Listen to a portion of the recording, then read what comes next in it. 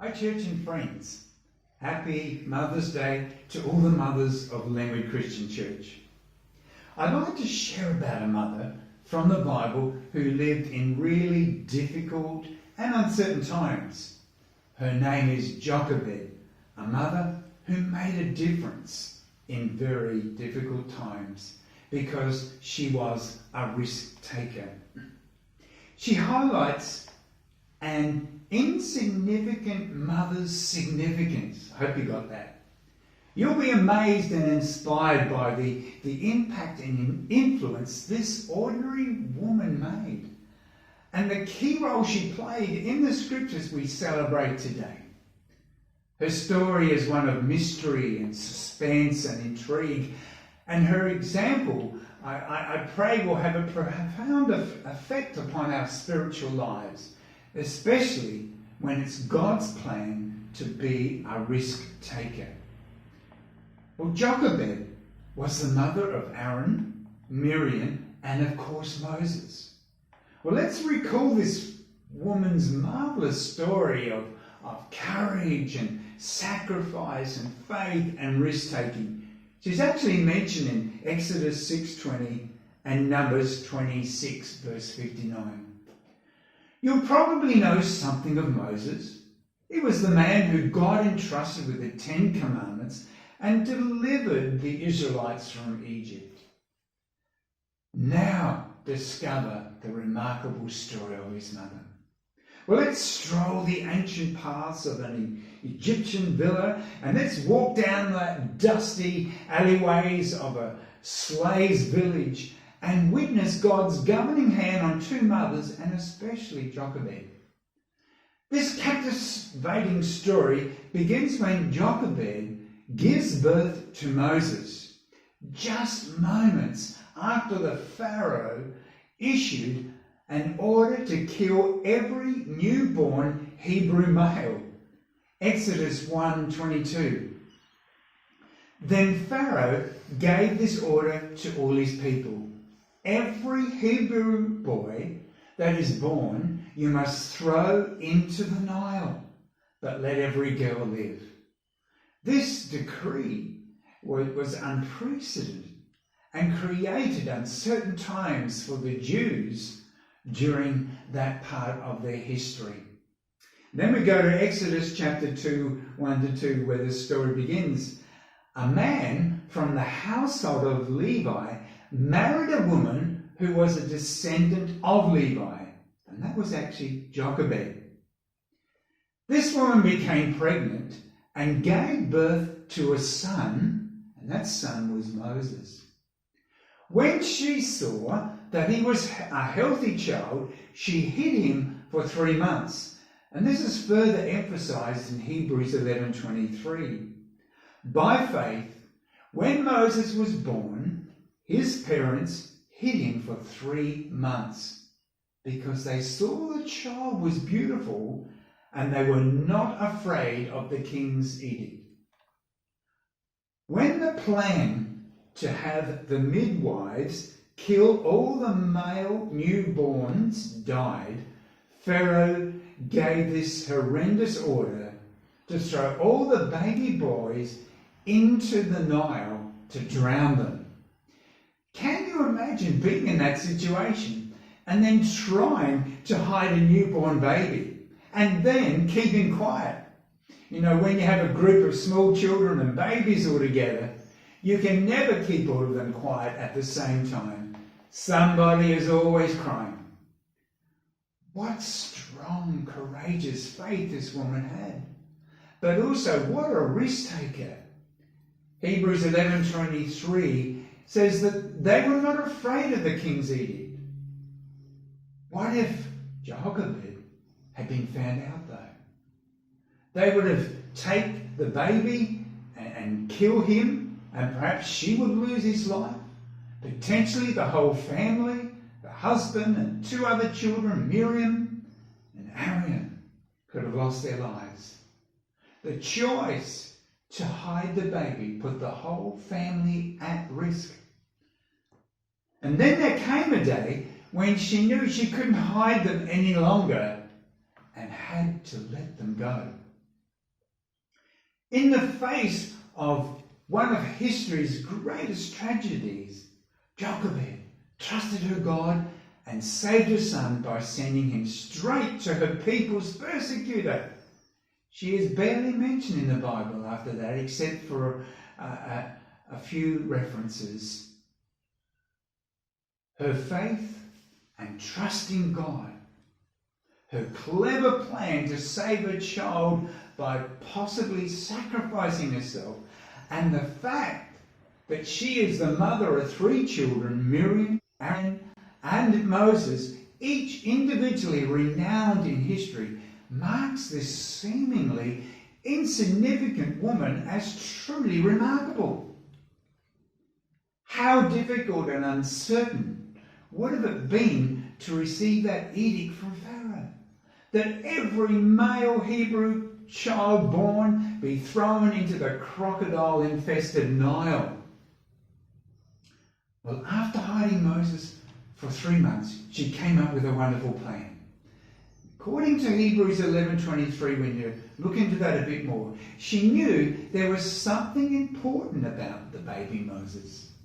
So she fashioned a basket to carry him over that river to Pharaoh's daughter.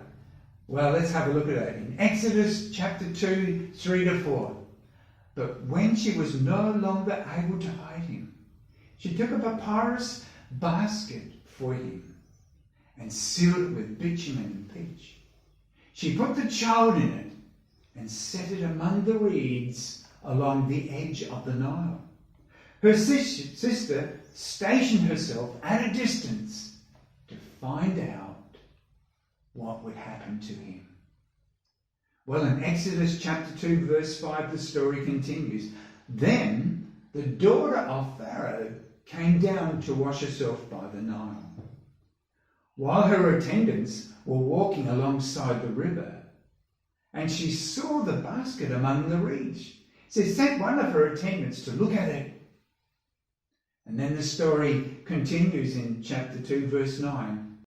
And she gave the child to Jochebed, and this is where the story begins. So the woman took the baby and nursed him. And when the child grew older, she took him to Pharaoh's daughter, and he became her son. She named him Moses, saying, I drew him out of the water. Imagine the emotions, the feelings Jochebed had as she placed him down and backed away. Imagine being her as she left him here alone in the water. Yes, Miriam, her daughter, was watching from a distant place on the shore, but she, his mother, had to let him go. She had to walk away. She didn't just let him go. She was a woman of faith, and she let him go and trusted her God. The life of Jochebed as a woman of influence teaches us that there are times in our lives when we've done all we can, we've said all we can say, and there's no more. We have to let it go and trust God. Are you in this position with a family member who is struggling in a difficult marriage, dealing with a battle with a brother or sister or a work colleague, being unfairly treated? Sometimes we just have to let it all go and trust God. Okay, when Pharaoh's daughter opened up the basket, she knew right away where that baby had come from and took pity on the grieving mother out there somewhere who would go through such lengths in desperation. Jochebed, through Miriam's referral, later became Moses' Hebrew's nurse. She gave him a firm foundation in her God for a couple of years before he was weaned, and she disappears from record for the rest of his life. This woman who faced so much grief in Egyptian slavery and loss of a child was redeemed in the end, not only by her works or actions, but by her prayers and through her children.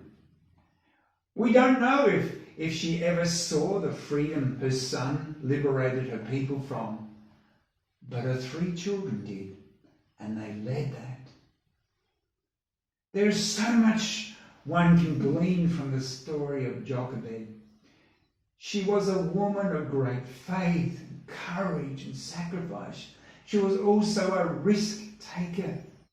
And so when it comes down to our story, Jochebed displayed an incredible amount of risk taking, didn't she?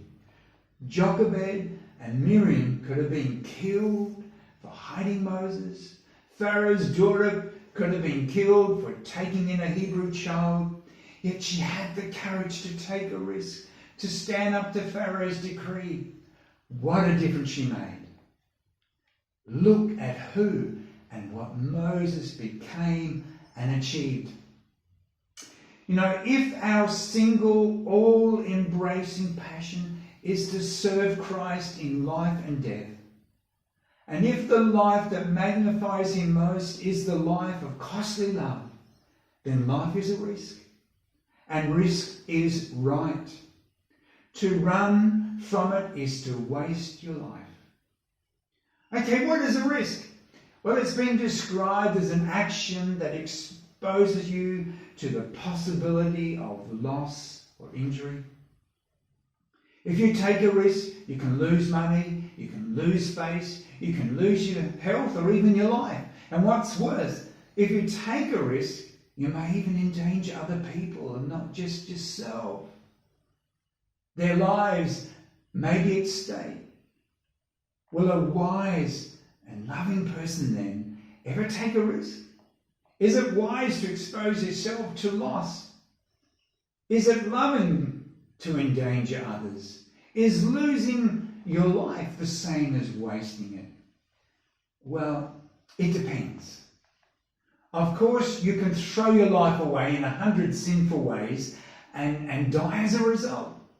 In that case, losing life and wasting it would be the same. That's about taking risks for the wrong reasons, wrong agendas. We might look at that later. But there are risks that are right and necessary for Christian growth. We don't know what will happen tomorrow. God doesn't tell us in detail necessarily what he intends to do tomorrow in 5 years from now. Evidently, God intends for us to live and act sometimes in ignorance and in uncertainty about the outcome of our actions. Therefore, risk is woven into the fabric of our finite lives. We cannot avoid risk, even if we want to. Ignorance and uncertainty about tomorrow is our native air. All of our plans for tomorrow's activities can be shattered by 1,000 unknowns, whether we stay at home or under our covers in bed or ride the freeways.